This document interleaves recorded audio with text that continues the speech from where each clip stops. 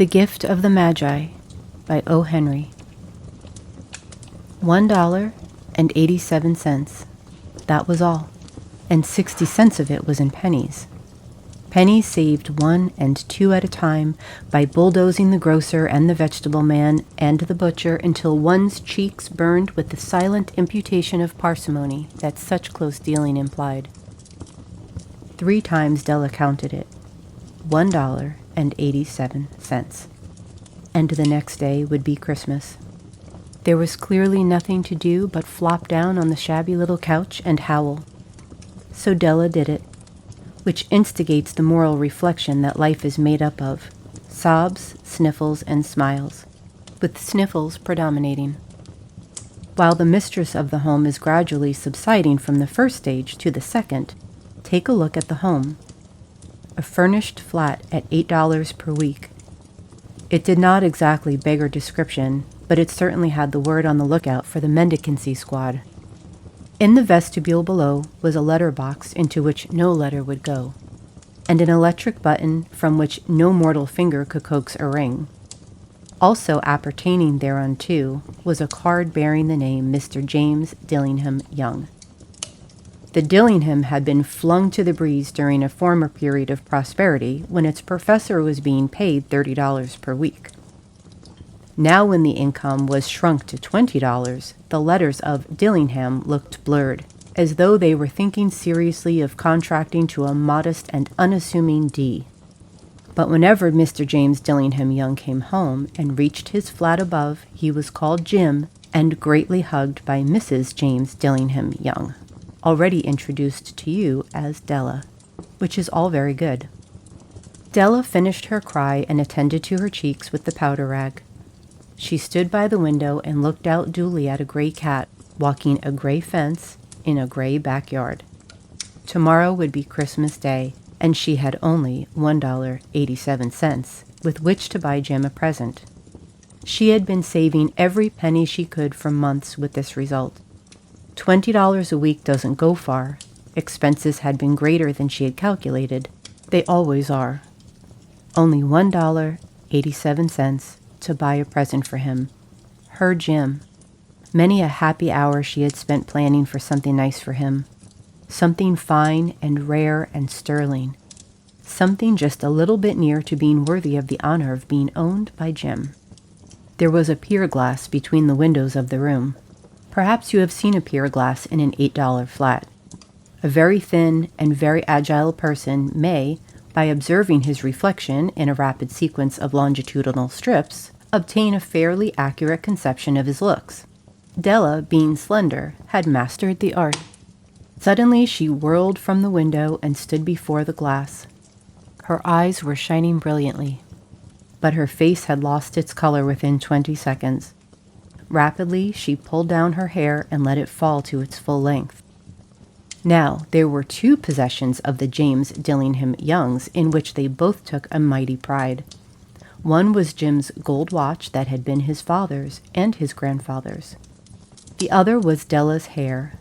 Had the Queen of Sheba lived in the flat across the air shaft, Della would have let her long hair hang out the window some day to dry, just to depreciate Her Majesty's jewels and gifts.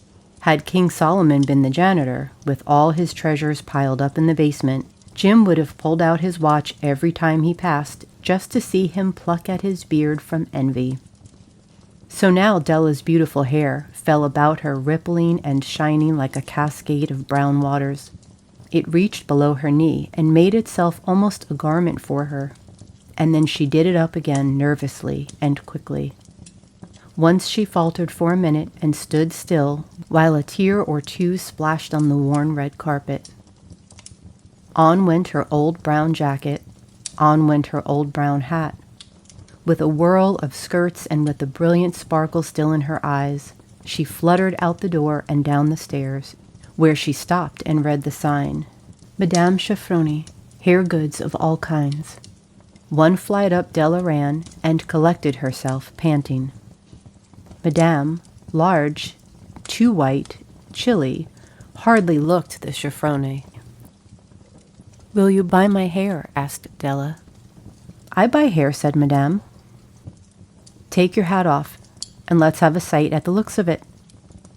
Down rippled the brown cascade. $20, said Madame, lifting the mass with a practiced hand. "Give it to me quick," said Della. Oh, and the next 2 hours tripped by on rosy wings. Forget the hashed metaphor. She was ransacking the stores for Jim's present. She found it at last. It surely had been made for Jim and no one else. There was no other like it in any of the stores, and she had turned all of them inside out. It was a platinum fob chain, simple and chaste in design, properly proclaiming its value by substance alone, and not by meretricious ornamentation, as all good things should do. It was even worthy of the watch. As soon as she saw it, she knew that it must be Jim's. It was like him, quietness and value. The description applied to both. $21 they took from her for it, and she hurried home with the 87 cents. With that chain on his watch, Jim might be properly anxious about the time in any company. Grand as the watch was, he sometimes looked at it on the sly on account of the old leather strap that he used in place of a chain. When Della reached her home, intoxication gave way a little to prudence and reason. She got out her curling irons and lighted the gas and went to work, repairing the ravages made by generosity added to love. Which is always a tremendous task, dear friends. A mammoth task. Within 40 minutes, her head was covered with tiny, close-lying curls that made her look wonderfully like a truant schoolboy. She looked at her reflection in the mirror long, carefully, and critically.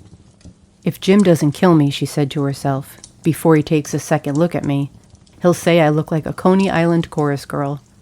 But what could I do? Oh, what could I do with $1.87? At 7 o'clock, the coffee was made, and the frying pan was on the back of the stove, hot and ready to cook the chops. Jim was never late. Della doubled the fob chain in her hand and sat on the corner of the table near the door that he always entered. Then she heard his step on the stair, away down on the first flight, and she turned white for just a moment.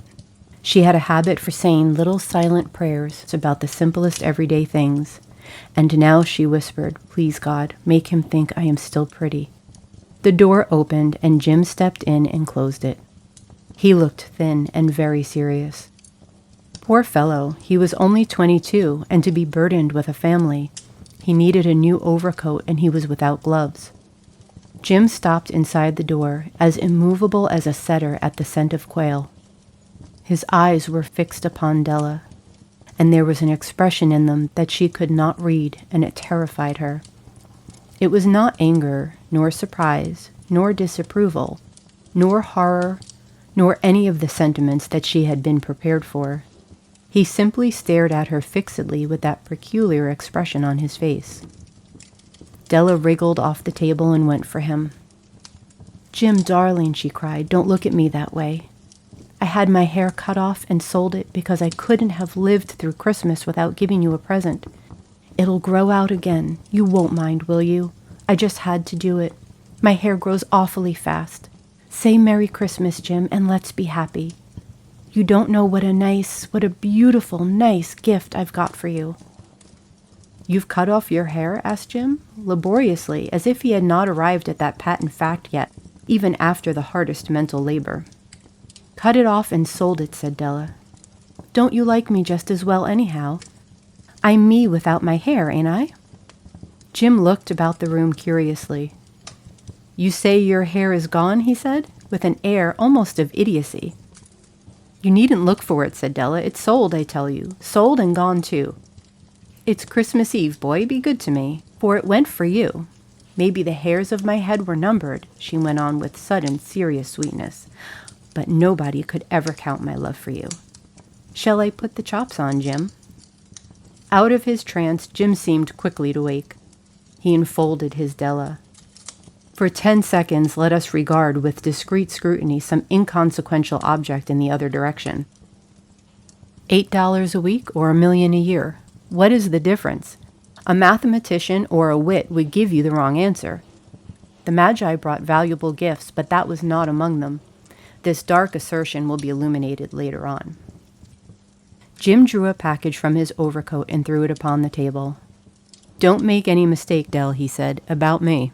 I don't think there's anything in the way of a haircut or a shave or a shampoo that could make me like my girl any less.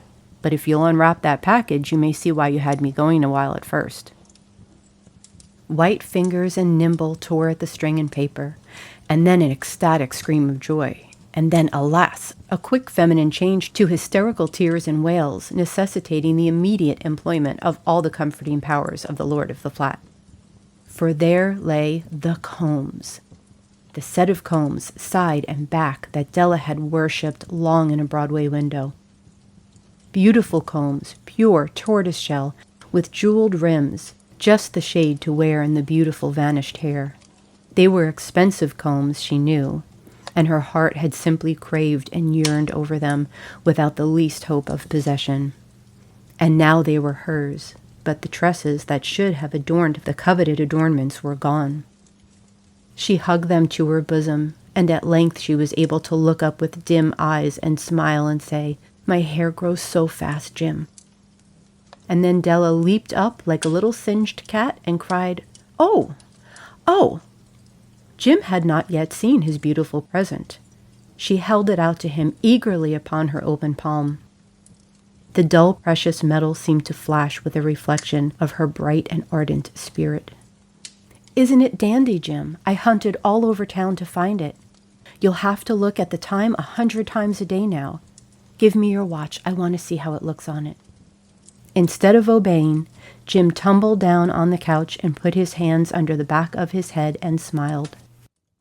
"Dell," said he, "let's put our Christmas presents away and keep 'em a while. They're too nice to use just at present. I sold the watch to get the money to buy your combs. And now suppose you put the chops on." The Magi, as you know, were wise men, wonderfully wise men, who brought gifts to the babe in the manger. They invented the art of giving Christmas presents. Being wise, their gifts were no doubt wise ones, possibly bearing the privilege of exchange in case of duplication. And here I have lamely related to you the uneventful chronicle of two foolish children in a flat who most unwisely sacrificed for each other the greatest treasures of their house. But in a last word to the wise of these days, let it be said that of all who give gifts, these two were the wisest. Of all who give and receive gifts, such as they are the wisest. Everywhere they are wisest. They are the Magi. The end.